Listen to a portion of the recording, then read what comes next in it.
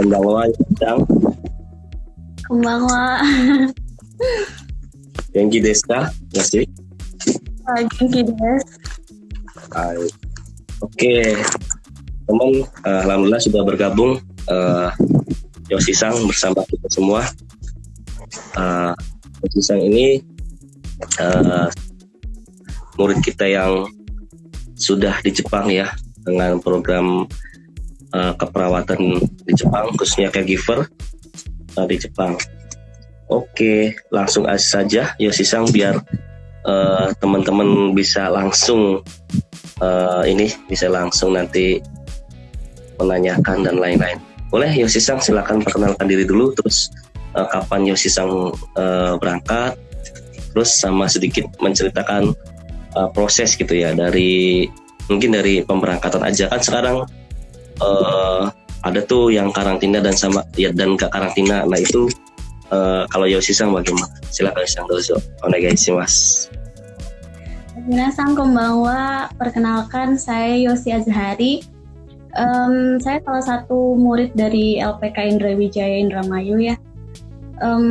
Saya berangkat ke Jepang itu dari tanggal 19 Maret kemarin itu. Gak tahu, mungkin kalau dari LPK kita saya pemberangkatan pertama, karena saat itu kan Jepang baru banget buka gitu. Jadi pada saat itu memang prosesnya juga sangat panjang sekali. Lumayan ribet lah ya, dari bandaranya juga udah ribet banget gitu. Kita nunggu di Narita itu lama banget loh Sensei. Dari sore sampai tengah malam baru kita nyampe hotel karantina. Pokoknya banget. Nah itu kemarin berarti dari sore sampai malam tuh mengurus-ngurus dokumen kayak gitu atau gimana Yoshi-san? Dokumen semuanya, dokumen migrasi, PCR juga kan kita soalnya PCR di bandara sampai nunggu hasil keluar, jadi lamanya sih di situ sih, di PCR itu. Ya. PCR keluar, diantar ke hotel karantina gitu. Lumayan ya seminggu. Nah itu kalau waktu Yoshi-san untuk karantinanya itu bayar sendiri atau sudah difasilitasi Yoshi? Fasilitas dari Kumiai. Dari ya. Berarti kita tinggal ngikutin dari arahan Kumiai saja ya? Iya. Oke. Semua jadi makan semuanya tuh dari sini. Berarti termasuk makan juga ya, sudah dikasih ya. Soalnya kemarin juga yang dari kita kemarin yang ke Kutegino itu memang hotel sudah difasilitasi, cuma makannya sendiri katanya kemarin tuh. Memang mungkin berbeda-beda kali ya. Jadi ada yang memang full fasilitas, ada yang mungkin cuma beberapa saja yang difasilitasi, beberapanya mungkin dari sendiri gitu ya. Oke. Nah terus setelah dari hotel, karena Yoshi-san ini programnya magang ya, berarti kemarin di center dulu ya Yoshi-san? Ya di center dulu belajar selama kurang lebih 1,5 bulan ya. Lama juga ya 1,5 bulan. Sebenarnya tergantung Kumiai sih, sampai kalau ada teman Yoshi yang kayak Kumiai lain juga kan mereka cuma 1 bulan. Jadi beda-beda ya. Nah oke. Kadang ada yang bertanya kayak gini Yoshi-san, dari beberapa mungkin kohainya Yoshi-san juga ada yang bertanya. Dan saya gitu, kalau di Senta itu makanya apakah bayar, terus apakah sudah dapat gaji, itu kadang ada pertanyaan seperti itu. Mungkin teman-teman di sini juga sama kali ya. Nah kalau Yoshi-san sendiri bagaimana tuh waktu di Senta? Kalau aku kemarin pas nyampe Senta itu ya langsung dikasih uang dari Senta 3 mang. Ya kurang lebih 3 juta lah ya dengan kurs sekarang. Sekarang 3 mang itu kebutuhan kita. Kebetulan karena kemarin kan juga karena masih ini sama COVID ya, jadi kita buat belanja keluar, jadi semua bahan makanan itu dari apa ya, jadi kita tinggal rekapan nanti habisnya berapa, dibagi berapa orang gitu, nanti kita bayar. Nah, dari Senta itu kemarin dikasih kurang lebih 12 mang. Pokoknya awal itu kan pas dikasih duit 3 mang, terus pas akhir bulan itu juga dikasih lagi 3 mang. Mau dijemput sama Kaisa itu dikasih lagi 6 mang. Pokoknya total dikasih sama Senta itu dikasih 12 mang. Lumayan banyak juga ya Yoshisang. Berarti untuk tempatnya Yoshisang itu memang setelah sampai di sana langsung dikasih uang gitu ya untuk kebutuhan. Untuk makannya juga sudah dikasih. Gitu. Rata-rata teman-teman yang kayak walaupun beda kumian datang itu langsung dikasih. Jadi teman-teman buat yang mau berangkat nggak usah khawatir nanti gimana nih uangnya gitu untuk uang saku atau apa. Nanti kayaknya juga bakal dikasih. Ya, jadi teman-teman untuk yang mau berangkat seperti tadi Yoshisang sudah sampaikan ya, untuk ya khususnya program pemagangan ya itu sudah dikasih biasanya, dan di Senta itu mereka juga sudah dikasih makan gratis juga mungkin ya. Nah di sini juga ada beberapa titipan pertanyaan nih Yoshisang dari kohai-kohai yang di sini, katanya khususnya yang baru banget belajar, katanya gimana rasanya waktu sampai di Jepang, katanya bisa adaptasi apa enggak, kemudian kesulitan apa yang dihadapi, sama apa sih gitu senangnya setelah berangkat ke Jepang kayak gitu ya Sisa. Kayak perasaan sih pastinya seneng banget karena 2 tahun penantian akhirnya bisa nyampe sini gitu. Karena kemarin itu saya banyak teman-teman yang satu angkatan berangkat gitu, jadi nggak terlalu sulit sih menurut saya untuk adaptasi. Mungkin bahasa sih kalau kesulitannya ya di bahasa, karena kemarin kesalahan saya adalah pada saat menunggu ya, mungkin karena saya juga sudah cukup putus asa gitu 2 tahun menunggu gitu kan Sensei, jadi jarang nggak belajar gitu, nggak pernah belajar gitu, jadi pas kesini ya lumayan kesulitan bahasa. Jadi buat teman-teman yang mau berangkat nih jangan lupa belajar. Senangnya lagi karena kemarin itu kan pas nyampe Jepang itu udah langsung disambut sama salju dan bunga sakura. Jadi seneng aja gitu nyampe di bulan yang sama bisa ngelihat salju, bisa ngelihat bunga sakura gitu. Iya, baik. Nah jadi yang seperti tadi Yoshisang sampaikan, katanya memang gitu ya, Yoshisang ini angkatan pertama pas pembukaan ya, jadi kadang juga informasi dari sana tuh tiba-tiba mendadak gitu, tiba-tiba juga kita udah siap-siap kemudian diundur lagi gitu kan.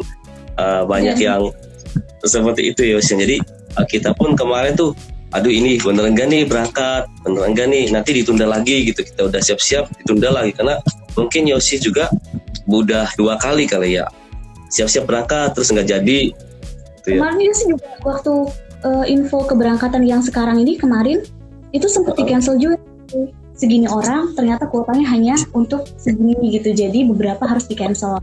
Kok kita di cancel gitu, kenapa? Setelah menunggu sekian lama COVID, setelah mau berangkat banyak drama juga ya. Yang tadinya mau berangkat nggak jadi, terus tiba-tiba dipanggil lagi buat jadi berangkat, dan alhamdulillah sekarang sudah sampai di Jepang ya, dan sudah mulai bekerja. Oke, terus tadi Yoshisang itu kesulitannya sih memang semuanya di bahasa gitu ya, karena apalagi Yoshisang juga udah lama nih nunggu pemberangkatan karena mengaruh COVID gitu ya. Jadi semuanya juga pemberangkatan itu di cancel semua kemarin. Jadi cukup lama gitu untuk yang angkatan Yoshi. Belajarnya berapa bulan gitu. Nah ini untuk belajar biasanya sih kalau dari kita relatif ya, karena nanti untuk teman-teman yang mau mengikuti perawat gitu itu harus wajib punya level bahasa N4 ya Yoshisang ya. Minimal N4. Minimal N4 Ini Yoshisang. Yang nanya saya bisa buat perawat nggak? Kebetulan saya juga perawat Kak, jadi bisa. Betul. Jadi sekarang itu memang kita lagi ngobrol dengan Yosi Sang itu di bidang keperawatan ya teman-teman. Jadi ini memang khusus buat program keperawatan. Nah, bisa apa enggaknya tentu bisa. Kemudian memang Yosi basicnya dari kesehatan ya sih, dari keperawatan. Di tempatnya Yosi Sang itu memang dikhususkan untuk yang basic keperawatan saja gitu. Cuma kemarin juga Yosi Sang mungkin kenal sama Dede. Dede juga kemarin berangkatnya di sebagai perawat juga gitu Yosi Sang. Jadi sekarang karena saking dibutuhkannya perawat gitu di Jepang, khususnya di Panti Jompo ini, jadi yang basicnya non keperawatan pun sudah bisa sekarang Yosi Sang. Tapi memang wajib harus punya level bahasa N4 gitu ya, N4 level bahasanya. Jadi buat teman-teman yang dari non keperawatan pun bisa nanti ikut di program keperawatan gitu. Tinggal nanti syaratnya harus terpenuhi. Syaratnya itu nanti harus level bahasanya bagus. Kenapa harus bagus? Mungkin nanti Yosi Sang sendiri akan menjelaskan kenapa gitu bahasanya harus bagus gitu. Karena kan memang bekerjanya itu dengan manusia ya Yosi Sang ya. Jadi harus diajak ngobrol dan lain-lain. Nah, Yosi kan sudah mulai bekerja di Jepang. Pas kerja tuh gimana Yosi? Apa yang dirasakan? Apakah sulit? Terus untuk apakah kerjanya seperti apa? Apakah ada jam istirahat? Terus atau memang kadir porsir atau kerja sebagai perawat tuh bagaimana sih? Karena kan memang bayangan kita sendiri pun, saya sendiri pun sih karena bukan basicnya keperawatan, jadi waduh ini keperawatannya mungkin di Panti Jompo bakal susah gitu, karena harus ajak ngobrol gitu kan, harus mungkin nyuapin, mandiin dan lain-lain. Bisa diceritakan ya sih Sang? Mungkin kalau misalkan kita cuma ngebayangin doang ya, itu bayangannya emang banget gitu, apalagi ngurusin orang tua, mandiin orang tua, ganti popok dan lain sebagainya. Itu ngebayanginnya ya Allah nanti gimana ya gitu. Tapi pas sudah masuk alhamdulillah sih, karena teman-teman Shocking semua juga baik-baik, ada senpai yang ngajarin gitu, ya bisa aja gitu, nggak kerasa berat kok. Karena semuanya kita bareng-bareng, nggak kayak kamu tugasnya ini ya harus ini gitu, enggak, semuanya dikerjain bareng-bareng gitu, nggak kerasa sulit gitu kalau menurut Yosi sih. Nah itu Yosi sendiri kalau sekarang kerja tuh bagiannya ngapain tuh Yosi Sang? Kalau Yosi tuh sekarang saya di tempat Yosi tuh masih kayak training gitu loh. Jadi semua yang kita lakuin tuh masih dalam pengawasan dari Sokuing yang senior leader di ruangan gitu, masih dalam pengawasan. Jadi, yang Yosi lakuin tuh masih kayak misalkan diajari overall gitu, ya udah sama si leadernya itu buat ngelakuin overall gitu. Baik. Jadi nah itu baik. Berarti Yosi Sang memang sudah maksudnya walaupun diajari pun langsung suruh praktek juga ya untuk memandikan gitu ya, untuk mengganti popok dan lain-lain ya. Jadi memang pekerjaan sebagai perawat itu wajib ya Yosi ya, nanti memandikan, mengganti popok gitu ya, nanti menyuapi juga.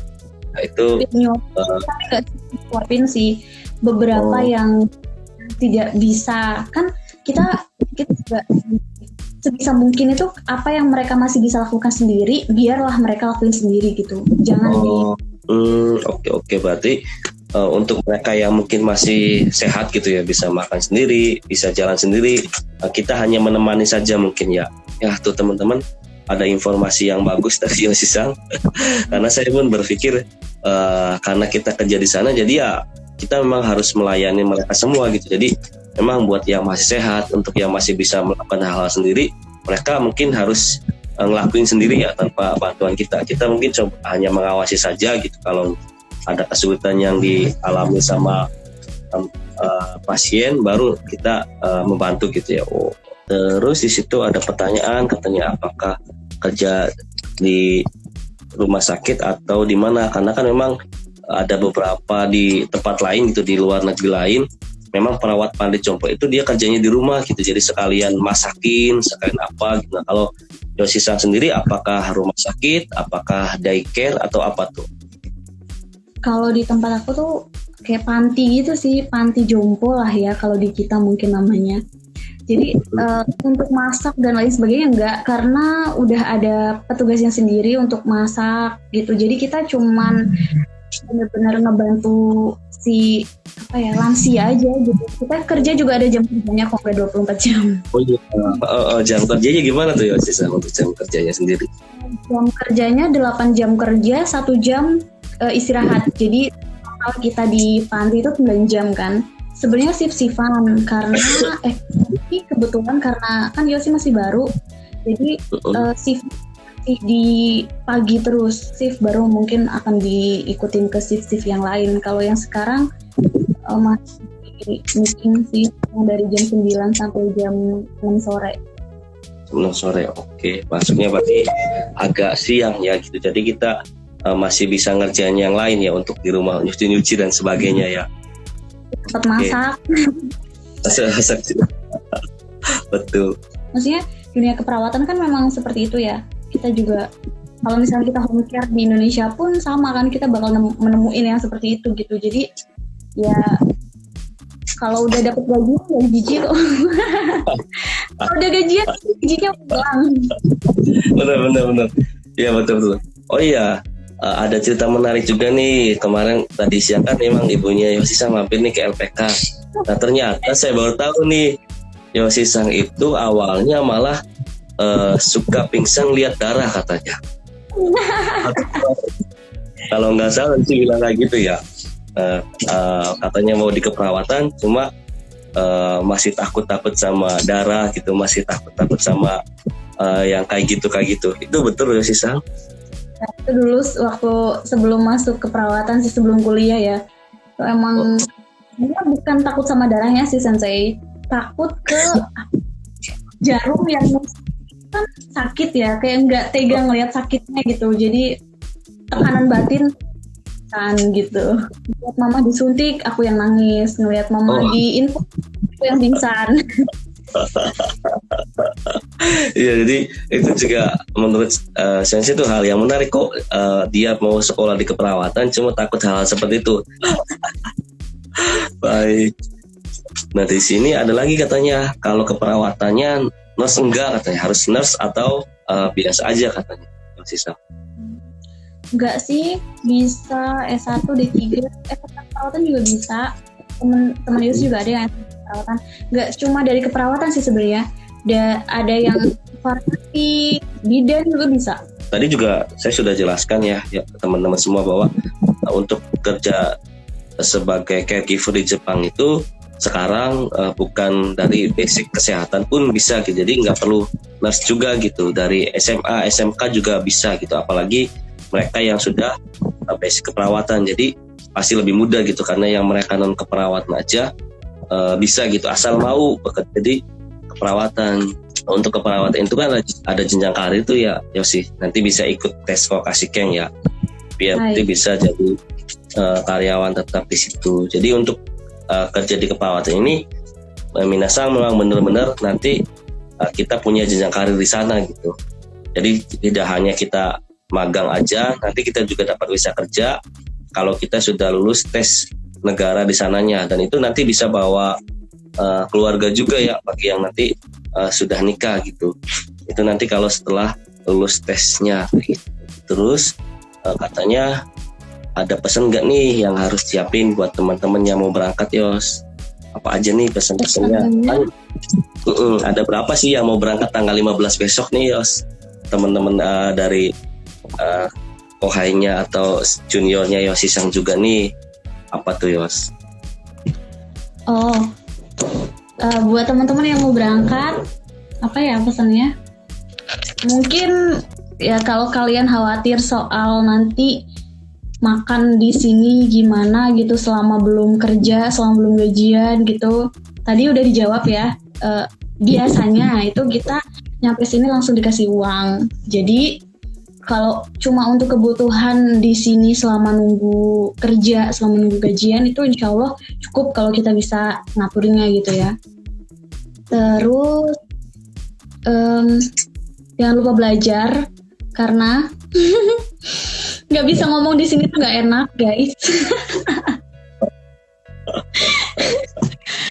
Mungkin kalau Yosi sendiri sih kekhawatirannya pas kemarin itu kan waktu sebelum masuk itu karena dengar di tempat Yosi itu pasiennya banyak, jadi Yosi kayak enggak sih bisa ngurusin orang sebanyak itu gitu kan. Itu yang pertama kekhawatiran kan. Terus yang kedua kayak nanti Yosi bisa nggak ya ngangkat orang tuanya gitu, ngangkat pasien Yosi bisa nggak ya, nanti Yosi bisa nggak ya gini gitu. Kalau dibayangin emang kayaknya sulit gitu, tapi kalau kita praktek langsung itu akan lebih gampang gitu, akan lebih bisa buat kita belajar. Dan ya yang namanya kita ngelakuin sesuatu hal yang baru gitu ya, kita akan bisa kalau kita terbiasa. Jadi ya udah gitu, lakuin aja dulu, nanti juga sulit di awal, emang ya sulit gitu, namanya juga hal baru pasti sulit. Tapi kalau misalkan kita ngelakuinnya dengan sungguh-sungguh, terus kita belajar terus, ya semuanya akan jadi mudah dengan seiring berjalannya waktu. Betul. Jadi memang banyak hal-hal yang apa yang dibayang itu nggak sesuai sama yang kita bayangkannya. Misalkan nih Yosi sendiri itu dikasih tanggung jawab segini orang atau bagaimana tuh biasa sistem kerja di sana? Enggak sih, enggak dikasih tanggung jawab untuk berapa orang. Paling dikasih tugasnya tuh kayak misalkan buat memori gitu. Buat memori tuh jadi kerjanya tuh kayak ngawasi peneriosanya, ke toilet gitu, terus mereka butuh bantuan kita, itu kita bantuin. Terus nyiapin makanan mereka gitu. Jadi tugas kita tuh ya itu gitu, lakuin. Nggak dikasih tanggung jawab. Kan Yosi pegang 20 orang, Yosi pegang segini orang, enggak. Yang dari 70 orang itu misalkan perawat kayosnya ada 10 orang atau 15 orang? Ada, kayaknya 20-an juga ada, terus ada yang baito juga. Jadi nggak cuma tapi ada yang baito juga. Ya, jadi memang kerjanya saling ngebantu gitu ya, enggak dikasih tanggung jawab satu perawat 10 pasien gitu, enggak, berarti nanti saling ngebantu aja gitu ya, nyiapin makanan. Terus ada yang misalkan yang lain lagi sibuk, Yosi lagi nggak sibuk nolongin pasiennya mau ke WC atau apa gitu. Untuk tempat tinggal yang orang tua pun tidur di situ juga ya mungkin Yosi. Iya. Jadi kalau yang di tempat Yosi sih iya stay di situ, tapi ada di ruangan lain tuh yang mereka pulang pergi. Jadi kalau siang di situ, terus sore diantar pulang gitu. Kalau pagi dijemput gitu. Ada yang kayak gitu. Jadi ada yang stay, ada yang nggak stay gitu ya di situ. Oke, terus di sini mata minus ngaruh nggak? Teman-teman Yosi kemarin ada yang pakai kacamata? Ada ya. Nah, untuk tempat tinggalnya Yosi, yang Yosi sekarang tempati itu apakah sudah disediakan? Terus satu kamarnya apakah satu rumahnya apakah berbarengan atau gimana tuh Yosi? Kalau untuk tempat tinggal, kalian nggak perlu khawatir, karena kalau misalkan kalian kerja ke Jepang itu, sebelum kalian berangkat ke sini, semuanya itu udah disiapin sama perusahaan kalian masing-masing. Kan kita sebelum ke sini kan ngurus yang namanya apa sih, izin tinggal gitu ya. Nah di situ udah kalian tuh udah diurusin. Kalian nanti di sini tuh bakal tinggal di kota apa, di desa apa, tinggal di mana, itu karena alamat itu kalian nggak usah khawatir soal tempat tinggal, pasti udah disiapin. Kalau aku sendiri tuh, aku tinggal di apartemen yang satu kamarnya itu sendirian, tapi deket sama teman-teman aku. Jadi di sampingnya tuh teman aku, di atas juga teman aku, terus agak kesana itu ada senpai juga, jadi kita ramean gitu. Sebenarnya kalau fasilitas dari tempat tinggalnya itu kayaknya kosong deh Sensei, cuman semuanya diisi sama Kaisa. Ada semua, ada mesin cuci, ada rice cooker, microwave, TV, wifi, semuanya ada pokoknya. Jadi memang sudah difasilitasi semua ya, jadi teman-teman, karena memang perusahaan penerima pun pengen teman-teman semua bekerja dengan baik gitu ya. Dari tempat tinggal dan seisinya pun sudah disiapkan semua. Jadi tinggal bagaimana kesiapan teman-teman untuk bekerja dengan fasilitas yang segitu sudah disediakan oleh perusahaan. Dalam sebulan apakah ada libur? Pasti ada libur. 1 bulan itu kurang lebih kita selibur 9 hari. Jadi dalam 1 bulan 9 hari libur. Kayak aku tuh kerja 3 hari, 1 hari libur, kerja 3 hari, terus besoknya libur gitu sih. Oh, berarti liburnya enggak weekend ya? Ya sisa. Enggak weekend. Oh. Pokoknya kayak kita kerja di rumah sakit juga kan shift-shiftan. Enggak libur gitu enggak. Itu dalam 1 bulan kita bisa request hari libur maksimal 3 hari. Maksimal 3 hari yang kita bisa request. Jadi misalkan bulan depan pengen kemana gitu bisa, pokoknya maksimal 3 hari. Gajinya cukup kok, cukup buat jalan-jalan, cukup buat kirim ke Indonesia, cukup buat nabung. Ya Sensei? Iya betul. Jadi emang gaji perawat itu juga salah satu yang lumayan ya, gajinya itu lumayan. Jadi memang sama dengan gaji apa ya, mungkin direktur di sini kali ya, atau manajer di sini, itu gaji yang di Jepang ya. Jadi kenapa banyak yang mau ke Jepang, karena emang ya pasti gajinya itu besar. Pokoknya 2 digit lah, sekitar segituan mungkin gajinya. Pokoknya kalau teman-teman ngerasa capek, sulit kerja dan lain-lain, kalau sudah terima gaji pasti ini lagi semangat lagi karena gajinya semangat karena gajinya kan besar gitu. Jadi langsung hilang semua tuh kemarin capek-capeknya, kesel-keselnya gitu karena kerja karena gajinya lumayan besar gitu ya. Dan untuk yang perawat ini memang ada jenjang karirnya gitu daripada program magang di bidang yang lain gitu. Kalau yang magang mah 3 tahun yang bidang lain gitu ya, 3 tahun selesai ya udah gitu, selesai pulang. Nah kalau yang magang itu nanti ada tes untuk bisa ganti visa kerja dan bisa menetap lama di situ. Jadi untuk yang pengen lama di Jepang, yang pengen punya jenjang karir, itu lebih baik milih ke perawatan ya gitu. Karena nanti ada tesnya lulus, bisa jadi karyawan tetap, bisa bawa keluarga, kontraknya juga tidak terbatas, mau 5 tahun, 10 tahun, 20 tahun, bisa gitu sambil bawa keluarga di situ. Nah kemudian untuk perawat juga perlu teman-teman semua ketahui bahwa bukan hanya untuk perempuan saja gitu ya, buat laki-laki juga bisa. Jadi karena kemarin pun kita sudah memberangkatkan, sudah ada yang berangkat dari kita yang laki-laki itu memang baru 1 orang gitu. Jadi kalau nggak salah tuh 5 orang perempuan, 1 orang laki-laki gitu. Senpainya Yosi ya, Yayat itu kan. Yang lainnya perempuan semua, Yosi, Aan, Dede, Santi, dan Melati. Itu semuanya perempuan gitu, diperawat semua. Yang laki-laki itu baru si Yayat. Kemudian nanti ada lagi nanti yang bakal berangkat mungkin di antara di bulan 10, dia juga perawat tapi di program Tokotegino dan laki-laki dia. Nah terus juga ini kadang-kadang tuh ada hal sensitif yang ditanyakan perihal kan Yosi-san pakai kerudung gitu ya, di sana tuh boleh enggak gitu pakai kerudung, atau apa harus dilepas, atau momen-momen tertentu gitu, gimana Yosi-san? Kalau kerudung itu tergantung dari perusahaan. Soalnya ada senpai Yosi juga yang boleh pakai kerudung. Kalau tempat itu kebetulan nggak boleh pakai kerudung.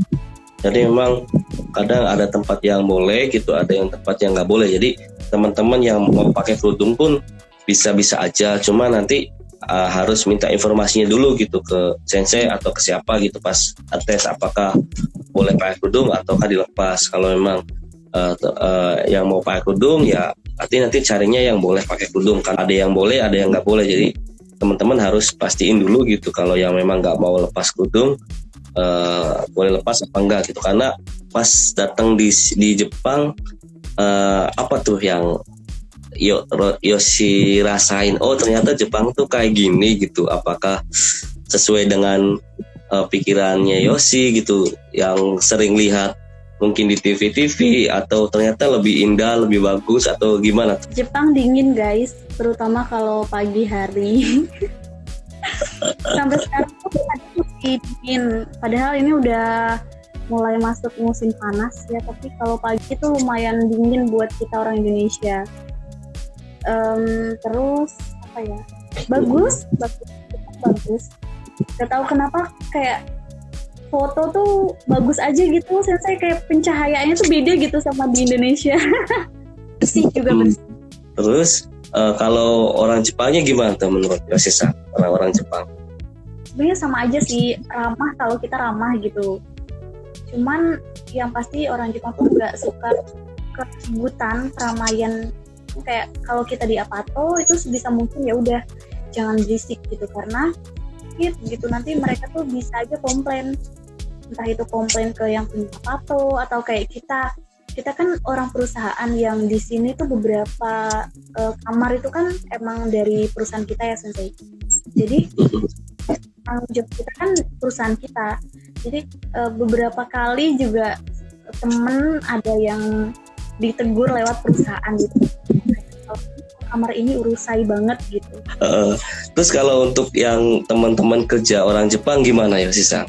Apakah emang kibisi banget gitu ataukah memang baik ya sasi atau gimana? Nggak ada yang kibisi sama sekali sih menurut gue sih, semuanya tuh baik-baik. Pokoknya kan mereka juga paham gitu kalau kita orang asing baru nyampe, otomatis kita juga nggak begitu nangkep sama omongan mereka gitu. Kalau misalkan mereka ngomong terus kita nggak ngerti ya sebenarnya, nggak akan marah gitu, nggak akan apaan sih lu bego banget nggak ngerti gitu, mereka nggak akan kayak gitu. Mereka paham kalau kita belum bisa bahasa mereka, kita belum paham bahasa mereka ngejelasin terus kita nggak ngerti, ya udah kita ngomong aja sumimasen, wakarimasen gitu. Terus nanti mereka pasti bakalan ngejelasin pakai bahasa yang lebih mudah dimengerti lagi.